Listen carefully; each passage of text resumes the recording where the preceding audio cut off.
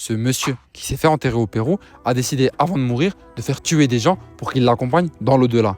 Mais pour être sûr qu'il ne s'enfuit pas une fois arrivé là-bas, il a décidé de faire couper leurs pieds. Cette tombe elle est découverte en 1987 dans le nord du pays et elle daterait du 3e siècle après Jésus-Christ. Parmi les personnes qui sont enterrées avec le défunt, on peut compter 3 femmes qui doivent être des concubines, 2 hommes qui devaient être des gardiens, un enfant, un lama et un chien. Au-delà de ces personnes-là, on trouve également du mobilier très riche et notamment un collier de cacahuètes, mais pas n'importe quelle cacahuète, des cacahuètes en or et en argent.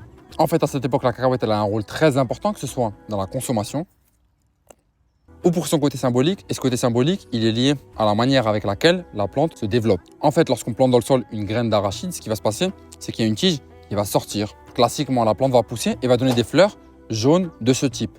Ce qui va se passer, c'est que dès que les abeilles auront butiné ces fleurs-là, une tige va en sortir. Et cette tige, qu'est-ce qu'elle va faire?